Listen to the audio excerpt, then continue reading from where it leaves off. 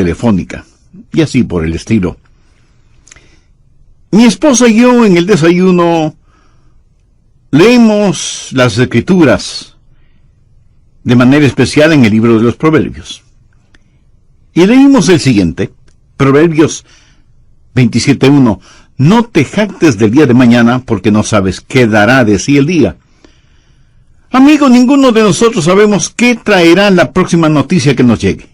Sea buena o mala, sencillamente no sabemos. Hay tormentas que vienen a nosotros. Bien, el Señor aquí realizaba su ministerio en Galilea, estaba con sus discípulos y se encontraban en una tormenta. Y leeremos al respecto y luego vamos a aprender algunas lecciones maravillosas de cómo usted puede encontrar paz en medio de su tormenta, porque todos tenemos tormentas. Empecemos en el versículo 16 de Juan capítulo 6. Al anochecer, descendieron sus discípulos al mar, y entrando en una barca, iban cruzando el mar hacia Capernaum. Estaba ya oscuro, y Jesús no había venido a ellos. Y se levantaba en el mar un gran viento que soplaba. Cuando habían remado como 25 o 30 estadios, vieron a Jesús que andaba sobre el mar, y se acercaba a la barca, y tuvieron miedo. Mas él les dijo: yo soy, no temáis. Por favor, subraye esa última frase, no temáis. ¿Sabe? Unas 365 veces en la Biblia, una por cada día del año, Dios nos ha dicho que no tengamos miedo. De una u otra manera, Él dijo, no tengan miedo, o no temáis. 365 veces, Él nos dice que no temamos. El diablo es el ministro siniestro del miedo, pero nuestro Señor nos dice que no temamos.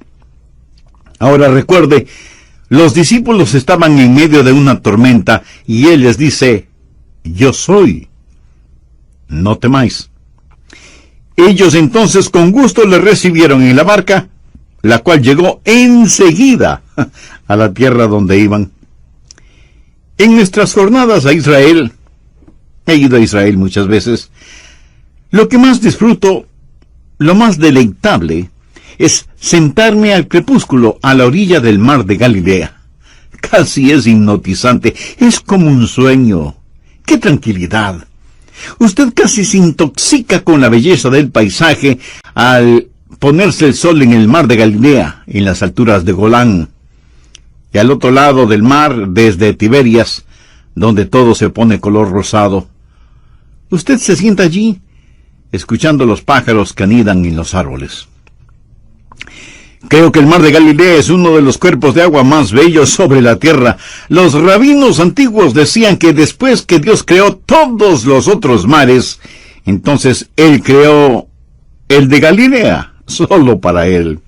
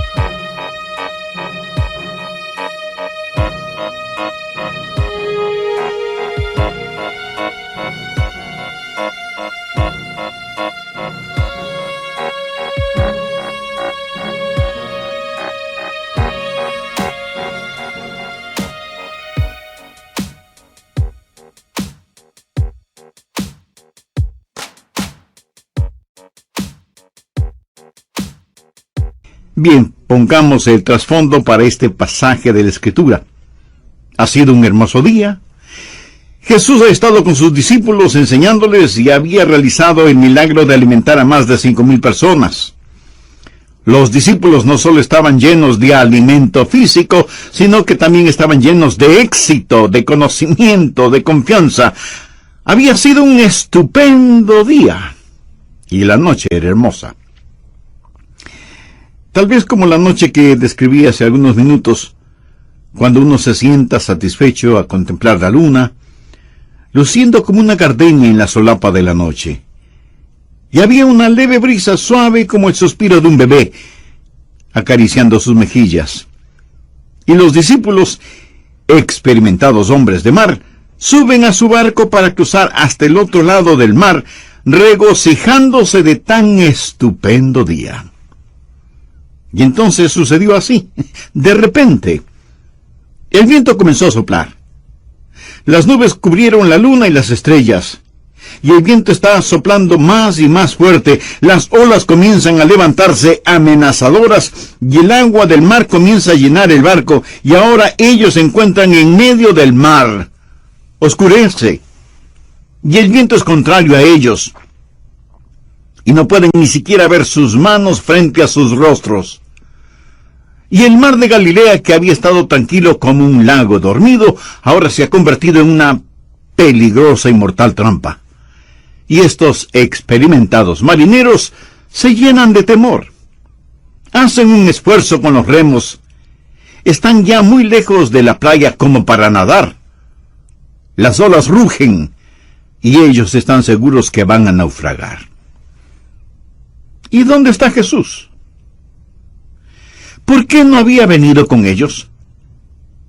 ¿Por qué los había olvidado? Y de pronto lo ven caminando sobre las aguas, pero eso no les causa ninguna alegría. Ahora el temor se transforma en terror. ¿Qué es lo que está sobre las aguas? ¿Es un monstruo marino? ¿Es un fantasma? Y entonces le reconocen, es Jesús, y caminando sobre las aguas. Y Él les habla y les dice, no temáis.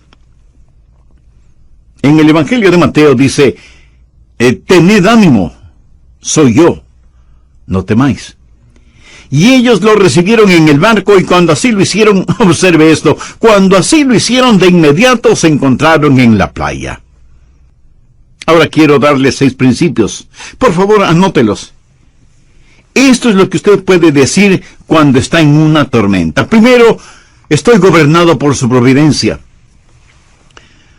Lo que le sucedió a estas personas aquel día no fue ninguna coincidencia, no fue un error, ni era algo que debía haberse evitado. La tormenta sencillamente no tomó a Jesús por sorpresa. Amigos, si Jesucristo puede caminar sobre el agua, Jesucristo puede ciertamente pronosticar y prever el tiempo. Esto no fue incidental, fue providencial. Ponga al margen Mateo capítulo 14 y versículo 22. La Biblia dice, enseguida Jesús hizo a sus discípulos entrar en la barca. Él les dijo, ustedes deben hacerlo. Era Jesús quien los envió a esa tormenta. Puede ser que Dios ha diseñado su tormenta. Dios ha diseñado su tormenta, y si Él no la ha diseñado, escuche, si Él no la ha diseñado, Él ciertamente la ha permitido porque nuestro Dios está en control de todo. Estuve leyendo el Salmo 107, los versos 24 y 25. Dicen, ellos han visto las obras de Jehová y sus maravillas en las profundidades, porque habló e hizo levantar un viento tempestuoso que encrespa sus ondas. ¿Lo ve? Es Dios quien controla los vientos y las olas. Él es quien causa que las tormentas lleguen. Verá, es una teología vacía el decir que si estamos en la voluntad de Dios, vamos a navegar apaciblemente por el mar de la vida, que no tendremos enfermedades, ni penas, ni desilusiones, ni separación, que no habrá muerte en nuestra familia, que no habrá problemas. Como algunos charlatanes lo dicen en televisión, esté bien con Dios, cree en Dios, envíeme una ofrenda generosa y nunca se enfermará, todo le saldrá muy bien. Este es el evangelio de la prosperidad, de los carros de lujo, de la tranquilidad financiera. Amigo, hay una palabra muy castiza que describe eso. engaño. Escuche, vamos a tener dificultades, y lo primero que usted puede decir cuando la dificultad llegue es que la providencia de Dios está sobre todo. Soy gobernado por su providencia. El plan maravilloso de Dios está en efecto, lo que llamamos la providencia de Dios. Ahora, recuerde, Jesús hizo que se embarcaran hacia la tormenta. Ellos estaban en esa tormenta debido a la providencia de Dios. Lo segundo que usted puede decir es, número 2, estoy creciendo por su plan. El plan de Dios es no complacerle. El plan de Dios es ensancharle. Ponga en su margen Salmo 4, versículo 1. Cuando estaba en angustia, tú me hiciste ensanchar. ¿Lo escuchó? Cuando estaba en angustia, tú me hiciste ensanchar. Quiero hacer una pregunta a aquellos de ustedes que han estado por algún tiempo en tribulaciones. ¿Cuándo ha crecido más? ¿Cuando todo estaba bien y navegaba calmadamente? ¿O cuando llegó la tormenta? ¿No creció usted más en la tormenta, en el dolor, cuando estaba aferrado a Cristo y tenía que clamarle? En la Biblia hay las tormentas que corrigen y tormentas que perfeccionan. De hecho, Jonás, quien pasó la noche en un colchón acuático, estaba en una de estas tormentas correctoras. Es decir, él estaba en ella porque estaba fuera de la voluntad de Dios. Él huía de Dios. Y Dios envió una tormenta correctora. Mas hay también tormentas que perfeccionan. Estos discípulos no estaban fuera de la voluntad de Dios. Entonces, ¿por qué estaban en una tormenta? Porque, escuche bien, se vieron en una tormenta porque estaban en la voluntad de Dios. Fue Jesús, nos relata Mateo, quien les hizo entrar en la barca. Estaban en esta tormenta porque obedecían a Jesús. Bien, ¿por qué Jesús querría que ellos estuvieran en una tormenta? Porque Él quería que ellos crecieran. A menudo he compartido estas palabras. Desconozco el autor. Dice, caminé 1 milla con el placer, charlamos todo el camino, pero no me dejó más sabio con todo lo que tenía que decir. Caminé 1 milla con el sufrimiento. Ni una palabra dijo. Pero las cosas que aprendí del sufrimiento, cuando el sufrimiento caminó conmigo. ¿No es eso cierto? Cuando estaba en angustia, tú me hiciste ensanchar. Y alguien dijo que la fe es como un rollo de fotografías. Se revela en la oscuridad. Es cuando aprendemos a confiar en el Señor. Estaba leyendo sobre los israelitas cuando iban hacia la tierra prometida, hacia la tierra de Canaán. Y en la tierra de Canaán había algunos gigantes, hijos de Anac, poseídos por el demonio. Y cuando los 2 espías de Israel fueron a explorar la tierra, al regresar 10 de ellos dijeron, no podemos conquistar esta tierra. Aunque es una tierra de leche y miel, maíz, vino y aceite, granadas, higos y uvas, y tiene montes y valles, está habitada por gigantes y no podremos conquistarla. Pero 2 de los espías dijeron algo diferente. Busque en el libro de Números, Antiguo Testamento, capítulo 14, versículo 9.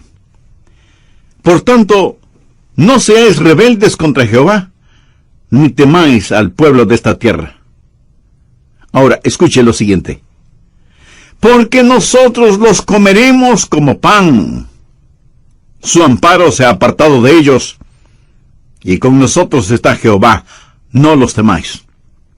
En otras palabras, ellos dijeron, miren, conquistar a esta gente será fácil, será como comer pan, no debemos tenerles miedo.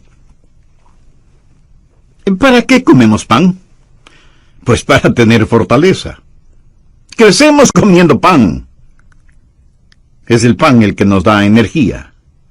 Es el pan el sustento de la vida. ¿Qué es lo que Dios les estaba diciendo? Estas cosas que parecen serán su problema, serán su alimento. Amigo, usted crece cuando se alimenta de estos problemas. Verá, lo que nuestro Señor buscaba no eran debiluchos como discípulos. Él quería que crecieran y permitió que estuvieran en una tormenta para ensancharlos. Recuerde que usted es gobernado por su providencia cuando está en una tormenta. Él gobierna sobre todo. Y usted está creciendo por su plan. Y es en la tormenta que usted va a crecer y llegar a ser más y más como el Señor Jesucristo. Usted dirá, pastor, ¿no poseo lo que se requiere para crecer cuando estoy en una tormenta? Correcto, no lo posee. Por eso veamos el siguiente punto, número 3. Estoy favorecido por sus oraciones. Por favor, mire el versículo 17. Y entrando en una barca iban cruzando el mar hacia Capernaum. Estaba ya oscuro y Jesús no había venido a ellos. Ellos se preguntaban, ¿dónde está Jesús? Ya había oscurecido y él no ha venido. ¿Por qué él no había venido? Bien, él hacía otra cosa. ¿Qué es lo que estaba haciendo? Él oraba. Él estaba en la cima de la montaña orando.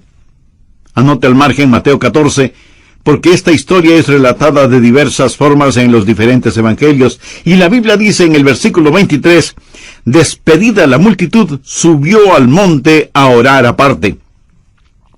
Escuche, no piense que él le desampara solo porque no puede verlo cuando está en la tormenta. Él quizás no estará con usted en forma corporal, pero él está muy consciente de usted. Amo esa canción que dice, así como sus ojos miran al gorrión, sé que él me mira. Permítame darle otro versículo tomado de los otros evangelios. Anótelo, por favor. Marcos capítulo 6, empezando en el versículo 47.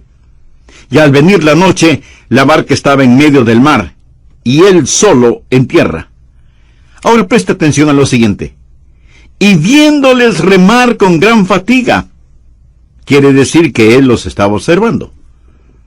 ¿Sabía usted que él lo ve a usted ahora mismo? Usted dirá, él no sabe dónde estoy. Él no está al tanto de mis dificultades. ¿Por qué está él tan lejos? ¿Por qué estoy yo en la tormenta y él en la orilla? Amigo, él está allí orando por usted. Él se apartó a un monte para orar. Él está allí en el monte mirando hacia abajo. Él ve a través de la oscuridad. Ellos no podían verle, mas él sí. ¿Y qué estaba haciendo? Él estaba orando. Desea un pensamiento bendito. Permítame compartirlo. Usted está en la lista de oración de Jesús. Usted está en la lista de oración de Jesús. No hay nada más consolador para mí que alguien me diga que está orando por mí. Hace algún tiempo fui a recibir a una persona en el aeropuerto. Yo no estaba ni siquiera seguro de que él supiera mi nombre. Él es un estupendo maestro bíblico, y cuando me vio, me abrazó y me dijo, Adrián, oré por ti esta mañana. Un poco sorprendido, yo le dije, eso es maravilloso. Y él añadió, Adrián, yo oro por ti cada mañana, todos los días. ¿Sabe? Eso me conmovió profundamente. Hay millones de personas en esta tierra, hay gente por la que nunca nadie ha orado. Si usted está en la lista de oración de alguien, usted es muy bendecido, y le puedo asegurar que usted está en la lista de oración de Jesús. El Señor Jesús le conoce por nombre, y la Biblia dice que Él vive para interceder por nosotros. En Hebreos 7:25 leemos, por lo cual Él puede también salvar perpetuamente a los que a Él se acercan, viviendo siempre para interceder por ellos. Recuerde que paz no es la sustracción de los problemas de la vida. La paz es la suma de poder para enfrentar estos problemas. Esa es la paz de Dios. Y empecé a compartir en el programa anterior 6 principios básicos que puede decirlos cuando enfrento una tormenta. Primero, estoy gobernado por su providencia. Segundo, estoy creciendo por su plan. Tercero, estoy favorecido por sus oraciones. La Biblia dice que Él, o sea, el Señor Jesús, vive para interceder por nosotros. Hebreos 7:25. Por lo cual puede también salvar perpetuamente a los que por Él se acercan a Dios, viviendo siempre para interceder por ellos. ¿Usted ha venido a Dios por medio de Jesús? Entonces, está en su lista de oración. ¿Y qué está haciendo? Escuche, el trabajo terminado de Jesús es el Calvario.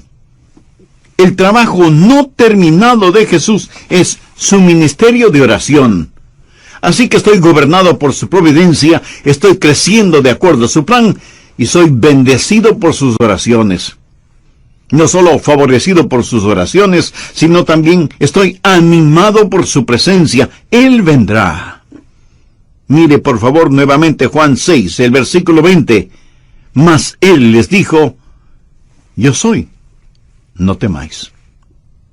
Y en Mateo, Él les dice que tengan ánimo. Mateo 14, versículo 27. Pero enseguida Jesús les habló diciendo, tened ánimo, yo soy, no temáis. Puedo ver a estos discípulos con el sudor en sus frentes y sus rostros reflejando el temor, sus manos ceñidas a los remos, fatigados con dolor de espalda, remando y remando. Pedro grita, más fuerte, que nos vamos a hundir.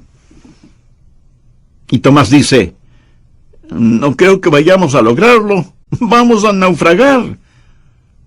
Y entonces ellos ven a Jesús.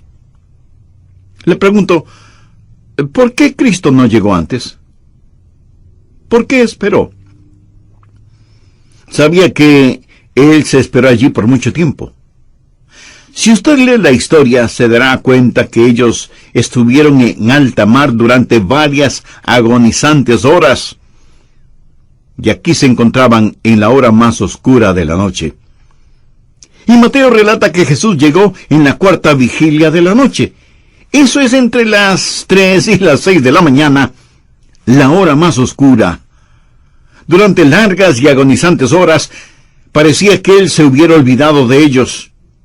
Y no fue que Jesús se había olvidado de ellos. Realmente fueron los discípulos quienes se habían olvidado de Jesús. ¿Sabe? Jesús acababa de realizar un milagro. Si usted lee la historia en el 6º capítulo de Juan, se dará cuenta que Jesús había alimentado a unas 5,000 personas. Note por favor el versículo 12. Y cuando se hubieran saciado, dijo a sus discípulos, recoged los pedazos que sobran para que no se pierda nada. Recogieron pues, y llenaron 12 cestas de pedazos. Bien, ¿por qué llenaron 12 cestas? ¿Cuántos discípulos? 12 discípulos. Bien, Él les dijo, ahora recojan todo, recojan los pedazos que sobraron. Cada discípulo tenía una cesta de pan al lado de sus pies. En esa barca hay unas cestas de pan. Él acababa de llevar a cabo un milagro y ahora ahí están ellos llenos de temor. Y pensaban, ¿por qué Jesús se ha olvidado de nosotros? Ellos se habían olvidado de Jesús. Ellos se olvidaron de lo que Jesús había hecho. ¿Acaso no tendemos a hacer eso? Es decir, ¿cuántas veces nuestro Señor nos ha liberado, realizando milagros para nosotros, pero nosotros nos hemos olvidado de Él? Lo que ellos debieron haber hecho era, recuerde, lo que Pablo enseñó en 1 Tesalonicenses capítulo 5, verso 18. Dad gracias en todo, porque esta es la voluntad de Dios para con vosotros en Cristo Jesús. Pero nuestro Señor esperó. ¿Por qué esperó? Bueno, su espera, su retraso antes de llegar a ellos, fue estratégico y deliberado. Por favor, anote este versículo, Isaías capítulo 30, versículo 18. Por tanto, Jehová esperará para tener piedad de vosotros. ¿No es este versículo estupendo? Por tanto, Jehová esperará.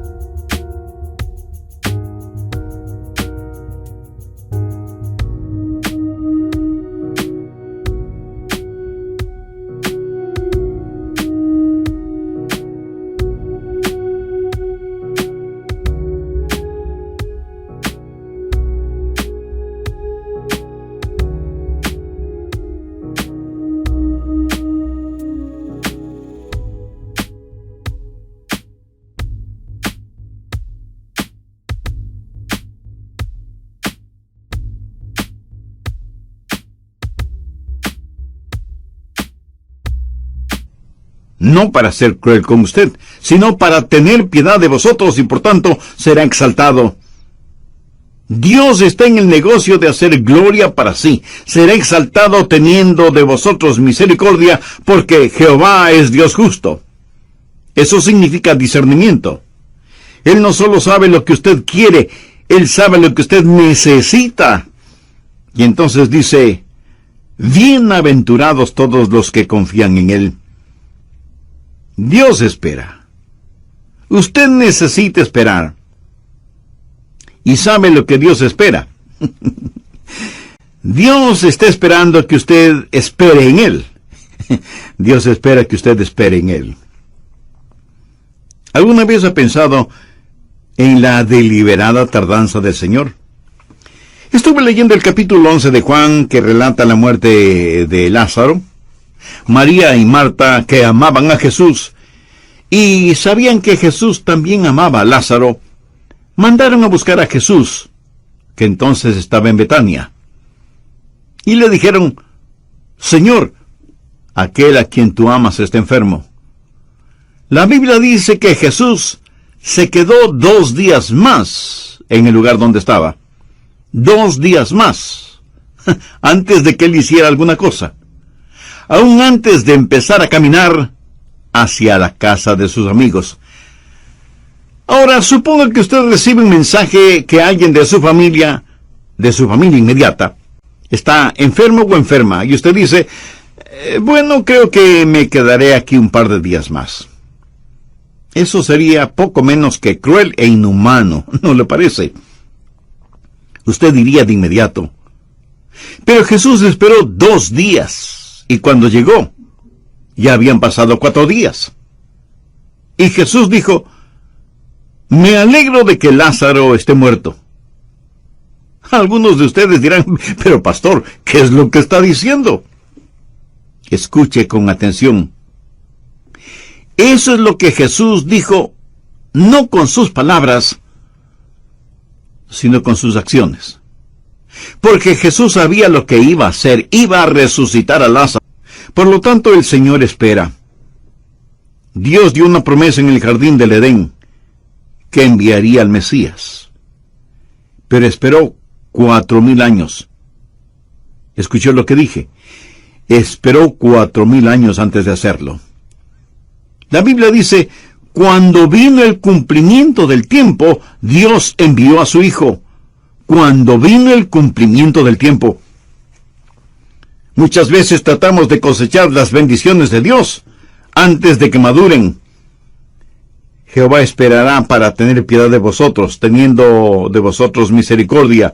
Bienaventurados todos los que confían en Él. Dios desarrolla paciencia. Dios nunca tiene prisa, pero nunca se atrasa tampoco. Habacuc 2, versículo 3 dice, aunque la visión tardará aún por un tiempo, mas se apresura hacia el fin, y no mentirá. Muchos esperamos el regreso de Jesús. La gente dice, ¿dónde está la promesa de su advenimiento? porque desde el día en que los padres durmieron, todas las cosas permanecen así como desde el principio de la creación. Anótelo simple y llanamente. Él está por venir. Él viene. Y Él regresa en el tiempo perfecto de Dios. Pero Él retorna. Nuestro Señor está por venir. Luego usted puede decir, en el medio de su tormenta, estoy protegido por su poder. Note lo que Él dice en el versículo 20. Yo soy. No temáis. Yo no sé quién dijo esto primero, mas es verídico. La voluntad de Dios nunca le llevará donde la gracia de Dios no pueda mantenerlo. Eso es bueno. La voluntad de Dios nunca le llevará donde la gracia de Dios no pueda mantenerlo. Eso es eternamente verdadero. Verá, enseguida Jesús hizo a sus discípulos entrar en la barca e ir delante de Él a la otra ribera. Usted leyó eso en la palabra de Dios. Él les dijo que cruzaran el mar, no que bucearan. Iban sobre, no debajo del mar. Dios tiene un plan para usted. Jesús no dejó a sus discípulos en el desastre. Él les mandó que fueran a la otra ribera, y cuando Él vino a ellos, Él les dijo, yo soy, no temáis. Yo soy, no temáis. Cuando Jesús usa las palabras, yo soy, ¿qué quiere decir con ese yo soy? Bien, el versículo 20 dice yo soy. ¿Lo ve? En el griego literalmente dice yo soy. Y es lo que leemos en la Reina Valera, literalmente, yo soy. Y yo soy es el sagrado nombre para la deidad. Significa Él es omnipotente, el eterno. Lo que afirma es, yo soy el que soy. Soy el gran yo soy. Yo existía aún cuando este mar ni siquiera era un vapor, este mar de Galilea.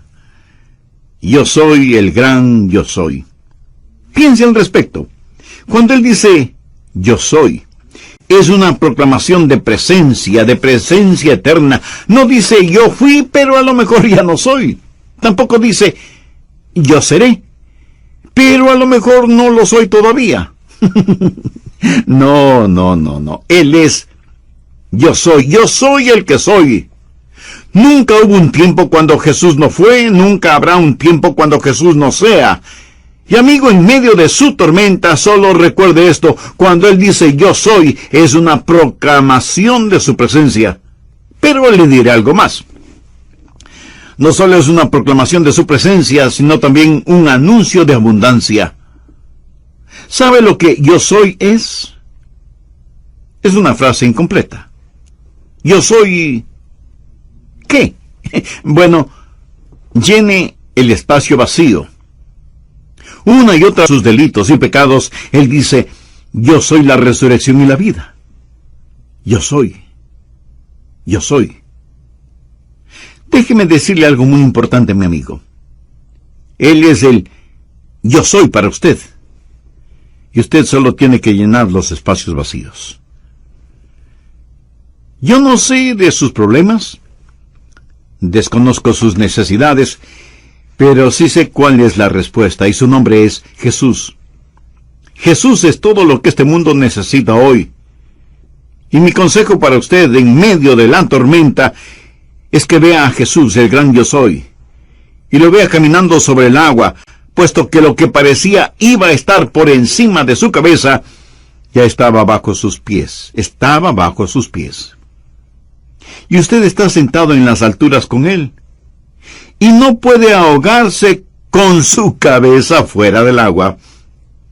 Usted está sentado en las alturas con el Señor Jesucristo. Él es el gran yo soy, y puede anotarlo.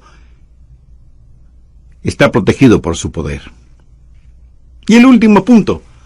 Usted puede decir, estoy siendo guiado por su propósito. Mire el versículo 21. Ellos entonces con gusto le recibieron en la barca, la cual llegó enseguida a la tierra a donde iban.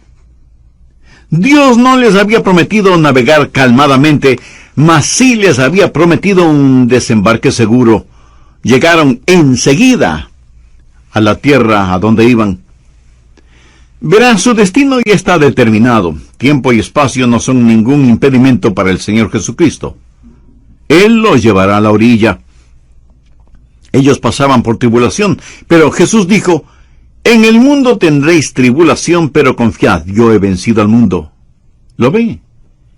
Esa tormenta sencillamente representa al mundo. ¿Dónde está Jesús? Jesús ha vencido al mundo. Eso es lo que le está diciendo. Amigo, hagamos otra aplicación para concluir. El barómetro espiritual está bajando, y todos los que podemos leer las señales de los tiempos sabemos que se está formando una tormenta, se está formando una tempestad. En ocasiones, el mar es más tranquilo antes de la tormenta, y esto lo aprendí en la Florida. Cuando dicen que viene un huracán, usted sale afuera y dice: no puede ser, jamás, nunca. Sin embargo, el barómetro baja y sabe que la tempestad se viene. La Biblia nos lo dice. Amigos, pronto nuestro Señor, que ha estado en el monte de su gloria orando por nosotros, va a levantarse de su trono.